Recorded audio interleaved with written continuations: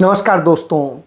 Bharatiya Janata party, Narendra Modi, Amit Shah या जो भी इनका कहें आरएसएस, इन सब की सरकारें और इन सब की विचारधारा के लोग कितनी नफरत करते हैं और किस तरीके से भारत के चुनाव को कैप्चर करते रहे हैं और किस तरह से लोगों के दिमाग को हैक करते हैं, इस पर आपसे आज बात करूंगा। शुरुआत करता हूं कि उत्तराखंड में लगातार तमाम सालों से एक कार्यक्रम होता आया है और उस कार्यक्रम का नाम है श्रीनगर किताब कौथिक। और यह जो पुस्तक मेला लगता था, इस पुस्तक मेले में सभी की किताबें प्रदर्शित होती थी। जिसको जो अच्छा लगता था वो उसको करता था। इस साल भी 15 और 16 फरवरी को यह मेला आयोजित हो रहा था, लेकिन विश्व हिंदू परिषद, बजरंग दल और एबीवीपी यानी अखिल भारतीय विद्यार्थी परिषद और भाजपा जो उसी के ही हैं, आरएसएस और बीजेपी के लोगों ने इस कार्यक्रम में आयोजकों से कहा कि इसमें गांधी नेहरू की किताबें बिल्कुल प्रदर्शित नहीं होंगी, बिल्कुल नहीं दिखाई जाएंगी। उन्होंने कहा क्यों, इसमें क्या परेशानी? उन्होंने कहा नहीं, इसको बिल्कुल नहीं बिकने देना है, इसको इसमें प्रदर्शन में शामिल ही नहीं करना है, ये इस लायक ही नहीं है। और जब उन्होंने कहा कि पुस्तक मेला के लायक ही नहीं है गांधी नेहरू की पुस्तकें, तो आप समझ सकते हैं ऐसे में आयोजकों में और उनमें थोड़ी बहस हुई और नतीजतन जो उत्तराखंड विश्वविद्यालय है उसने इस उत्तराखंड पुस्तक मेले को कैंसिल कर दिया, निरस्त कर दिया। अब आप सोचिए किस स्तर तक ये लोग नफरत में घुल गए हैं और किस तरह से दूसरी विचारधारा के विपरीत अपनी विचारधारा को बड़ा करने की बजाय उसे नष्ट कर देने, उसके ऊपर झूठ बोलने और सच सामने ना आ जाए, इसके लिए सारे काम कर रहे हैं। तमाम तरह से ऐसे ही नफरत बोई जा रही है। इधर नफरत बोई जा रही है, उधर क्या हो रहा है? नरेंद्र मोदी गए थे अमेरिका में, वो वहां के डॉगे बनाया गया है, उसके जो इंचार्ज है, सलाहकार हैं, वो एलन मस्क से मिलते हैं। एलोन मस्क से मिलने के बाद में वो वहां पर दो व्यापारियों से मिलते हैं जो ट्रंप मंत्रिमंडल में सहयोगी हैं, मंत्री नहीं हैं, उनके सलाहकार हैं। वो अपने पांव पर पांव चढ़ा करके अपने पांव का मुंह हमारे प्रधानमंत्री की तरफ करके बैठते हैं और बात करते हैं। दूसरी तरफ हमारे प्रधानमंत्री बैठते हैं और उनके साथ तमाम अफसरान भारत सरकार के वहां बैठे होते हैं। सोचिए यह हैसियत हमारे प्रधानमंत्री की कर दी। जब डोनाल्ड ट्रंप के साथ में हमारे प्रधानमंत्री बैठते हैं, उनके साथ में प्रेस कॉन्फ्रेंस करते हैं, तो हमारे प्रधानमंत्री क्या बोलेंगे? सारे फैसले वो खुद सुना देता है ट्रंप और कहता है ये करेंगे, ये करेंगे, ये करेंगे। हम पर टैरिफ भी वो ठोक देता है, उसके बाद में भी हम उस पर आपत्ति नहीं कर पाते हैं। हम इस पर भी आपत्ति नहीं कर पाते हैं कि वो किस तरह से हमें जलील करता है और उसके बाद में अपने सारे सामान को खरीदने के लिए विवश करता है। इन सबसे ही उसका पेट नहीं भरता है। नरेंद्र मोदी वहां से फ्री होकर के भारत के लिए चलते हैं और जब भारत वो पहुंचते हैं, उसी से कुछ देर बाद भारत में अमृतसर में एक अमेरिका के सैन्य विमान उतरता है और उस विमान से हमारे 116 वो नागरिक उतरते हैं जिन्हें उसने अवैध बता करके हथकड़ियों और बेड़ियों में दोबारा भेज दिया। पूरी दुनिया के जो भी देशों में वो रिपोर्ट कर रहा है, वहां इज्जत से जा रहे हैं, हमारे यहां हथकड़ियों बेड़ियों से आ रहे हैं। क्यों? हमारा प्रधानमंत्री कायर की तरह से उनके आगे सिर झुकाए खड़ा होता है। फिर उसके बाद में आज दूसरा विमान भी आ गया, उसमें भी वही स्थिति थी, यानी 3 विमान अब तक आ चुके और हमारे नागरिक हथकड़ियों बेड़ियों में आते हैं। ये पहले प्रधानमंत्री हैं भाई और बहनों इस देश के, जो आकर आपके सामने अपनी परेशानियां गिनाते हैं कि देखो गाली देते हैं वो सुबह से शाम तक इंदिरा जी को देशद्रोही कहते हैं, राजीव जी को देशद्रोही कहते हैं। मेरे परिवार के हर सदस्य के बारे में कुछ ना कुछ पूछिए ही मत क्या क्या कहते हैं, और फिर आपके सामने आके शिकायत करते हैं कि कोई उनके बारे में उनको गाली दे रहा है। एक बार गाली नहीं दी, चरित्र ही नहीं है हमारा, सभ्यता ही नहीं है हमारी। हाँ, आप काम नहीं करेंगे तो हम जरूर सवाल उठाएंगे, आपकी गलत नीतियां हैं तो हम जरूर सवाल उठाएंगे। अब तो आप रो भी पड़े हैं जनता के सामने। अब इस ऐसे कमजोर प्रधानमंत्री तो मैंने जिंदगी में नहीं देखे।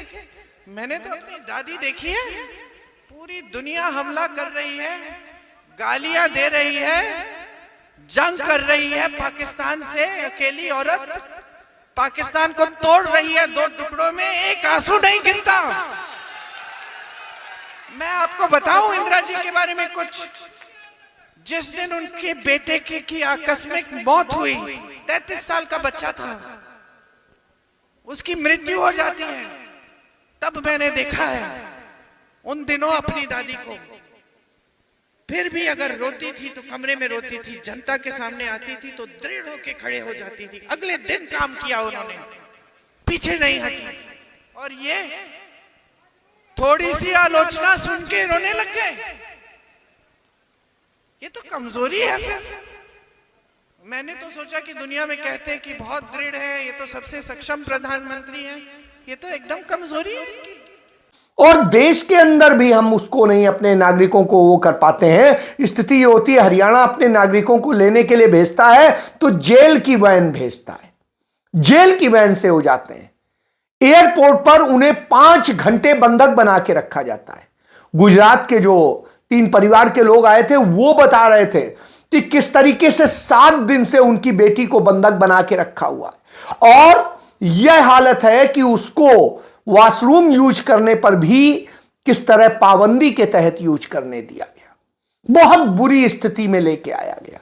बावजूद इसके हमारा प्रधानमंत्री बोलने की हिम्मत नहीं करता है।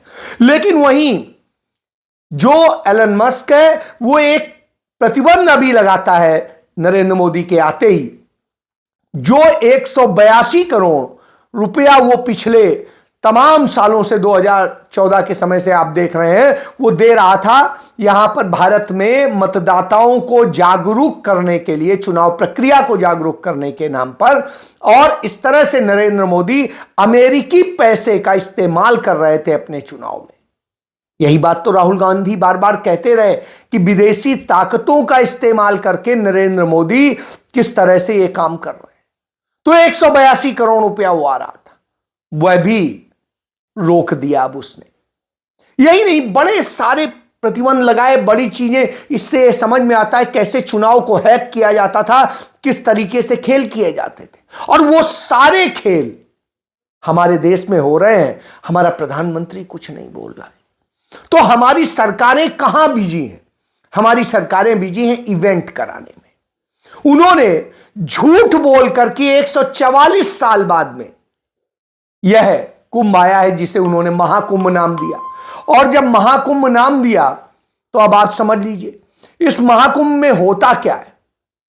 इस महाकुंभ में जबरन लोगों को जिस तरीके से बरगलाया गया, आओ कुंभ आओ, ऐसे करो, पूरे देश भर में, विदेश में, सब जगह बुलावे भेजे गए। और जब लोग जा रहे हैं तो कुछ सड़कों पे मर रहे हैं, कुछ कहीं और मर रहे हैं। वहां पर जहां कुंभ चल रहा है प्रयाग में, वहां पर जो है दर्जनों आग लग चुकी हैं। आग लगने के बाद तमाम चीजें, करोड़ों का सामान जल गया, करोड़ों का दूसरा नुकसान हुआ और सब कुछ है। इसके बाद में वहां जो भगदड़ मची, वो कई जगह भगदड़ मची, आज तक उसका आंकड़ा नहीं बता पा रहे हैं। रोज कुछ ही मिनट में ये बता देते हैं इतने करोड़ ने स्नान कर लिया, लेकिन ये नहीं बता पा रहे हैं कितने मर गए, कितने गायब हैं, कितने क्या हुआ। जो आंकड़े हैं इनके खुद ही अपने आप में विरोधाभासी हैं। 1800 लोगों के करीब लापता की एफआईआर दर्ज है। अब जब इतने लोग लापता हैं तो कहां चले गए, धरती खा गई, आसमान खा गया, क्या हुआ क्या नहीं। और सड़कों पे मरने का क्रम यह है कि आज ही छत्तीसगढ़ में से आ रहे थे, वहां मेजा के पास पहुंचे, एक्सीडेंट हुआ, मर गए। इसी तरीके से 1 फरवरी से लेकर के 15 फरवरी तक के कैसे कैसे कितने लोग मरे हैं, इसको लेकर के नवभारत टाइम्स ने पूरी खबर छापी और उसने बता दिया इतने लोग तो सड़क पे सिर्फ मर गए। इसके बाद में दिल्ली में रात को जाने के लिए प्रयाग नहाएंगे, क्यों? क्योंकि ये कर दिया है। और उसके बाद में दिमाग को हैक करके कर दिया कि आदमी भगदड़ में चला जा रहा है। नतीजतन ट्रेनों का टाइम इधर उधर हुआ, रेलवे ने कोई व्यवस्था नहीं कर रखी थी क्राउड मैनेजमेंट की, वहां भगदड़ मची और उस भगदड़ में लोग कुचलते चले गए उन यात्रियों को जो पुण्य कमाने जा रहे थे, वो पाप करके जा रहे हैं। और उसमें करीब 2 दर्जन लोगों की मौत की खबर आ रही। अब आप सोचिए, इस तरह से मौत हो रही, उन्हें छिपाने के लिए सारे खेल हो रहे हैं, लेकिन वास्तव में आप नंबर बताने में वो कर रहे हैं। तो छिपाने के लिए हॉस्पिटल्स पे और जगह आरएफ लगा दी जाती है, दूसरी चीजें लगा दी जाती हैं। ये सारे जब खेल चल रहे हो तो आप समझ सकते हैं। लेकिन सिर्फ नरेंद्र मोदी इसके लिए दोषी नहीं है, हम भी दोषी हैं, क्योंकि हम ये अब तक समझ ही नहीं पाए कि वो खेल कर रहे हैं, वो अपने हिंदू धर्म का नहीं, हिंदुत्व तो बना रहे हैं। हिंदू धर्म के मुताबिक तो मकर संक्रांति को शुरू होता है कुंभ और वो खत्म हो जाता है माघी पूर्णिमा को, लेकिन यहां क्या हो रहा है, उसके बाद भी चल रहा है और कुंभ चलेगा अभी और आगे चलेगा। इस तरह से करके लोगों को बरगला रहे हैं और लोग वहां जाने के लिए किस तरह से ट्रेनों में चढ़ रहे हैं, कैसे चढ़ रहे हैं, उसका नतीजा है कि वो खुद तमाम लोगों को मार डालने का काम कर रहे हैं। अब इतने लोग मर रहे हैं, स्टेशन पे मर रहे हैं, कहीं और मर रहे हैं, और सरकार आंकड़े छिपाने के लिए हर वो काम कर रही है। आज देश को जैसे इन्होंने झोंक दिया है, वो अपने आप में शंका पैदा करता है। जिस तरह से इन्होंने भारत को एक नफरत का बना दिया है कि आप नफरत करिए गांधी नेहरू की विचारधारा से, आप नफरत करिए इस देश के गरीबों, पिछड़ों, आदिवासियों, अल्पसंख्यकों से, और इस देश में सबको नष्ट कर दीजिए और विदेशी ताकतों के हाथ में खिलौना बन जाइए, उनके सामने रीढ़ झुका के खड़े हो जाइए, वो आपके साथ कुछ भी करे। तो इस तरह से यदि देश चल रहा है तो आपको सोचना पड़ेगा, हम पुण्य कमाने जा रहे हैं या पाप कर रहे हैं।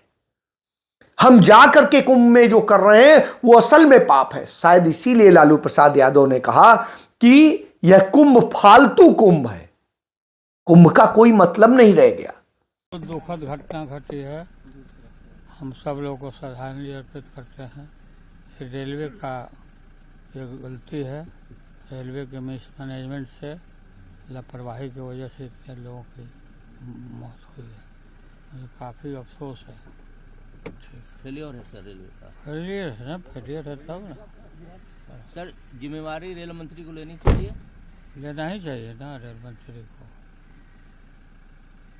सर और सर क्या क्या क्या मांग करेंगे कुंभ में सर, जिस तरह से भीड़ बढ़ रही है? अरे सब कुंभ का क्या कोई मतलब है, फालतू है कुंभ। क्योंकि कुंभ तो एक पवित्र उसके लिए होता था, कल्पवासियों के लिए होता था, लेकिन आज इवेंट, महा इवेंट बना के, धंधा बना के गुजरातियों को जो सौंप करके और सोच रहे हैं कि देश बना रहे, देश नहीं बना रहे। और गुजरातियों के भी ये नहीं, ये सिर्फ सत्ता के, गुजरात के जो दर्जनों लोग डिपोर्ट किए गए अमेरिका से, उनको कहा गया कि आप बात नहीं करेंगे मीडिया से, आप वो नहीं करेंगे, उन परिवारों को छिपने के लिए मजबूर कर दिया है।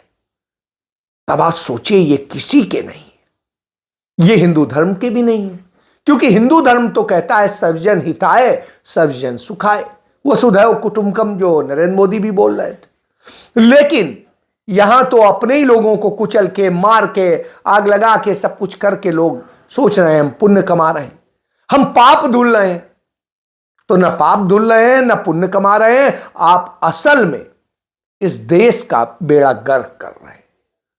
और उसमें नरेंद्र मोदी, योगी आदित्यनाथ या और भाजपा आरएसएस जितना दोषी है, उससे ज्यादा दोषी इस देश के नागरिक हैं।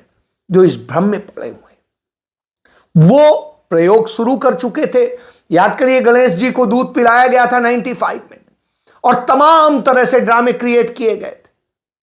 सच ये है कि गणेश ने न कहीं दूध पिए न कहीं कुछ हुआ, लेकिन ड्रामे किए गए थे। उस समय मैं कवर करने गया था और देखा था किस तरह से झूठ बोला जा रहा था। लोग अंधे हुए, पागल हुए थे। वही स्थिति आपको याद होगा कुछ सालों पहले कि चोटी कटवा कहा जा रहा था, चोटी कटवा, चोटी कटवा। पूरे देश में ऐसे लग रहा था चोटी कटवा पता नहीं कहां से आता है, काट जाता है। और अब हम देख रहे हैं, उन्होंने बोल दिया 144 साल का कुंभ आया है, जबकि ऐसा कुछ नहीं है। लेकिन साहब, पागल हुए लोग घूम रहे हैं और उसके कारण देश में बर्बादी है। उधर नरेंद्र मोदी देश को गिरवी रख रहे हैं, इधर जो सच की विचारधारा है उसे खत्म करने का काम चल रहा है। इसे आपको समझना पड़ेगा, क्योंकि सबसे बड़े दोषी आप हैं। इस देश का वह मीडिया है जो झूठ का साथ देता है, और वो है जो आपके नीति नियंता है जिन्हें आपने चुना है। फैसला आप कीजिए। जय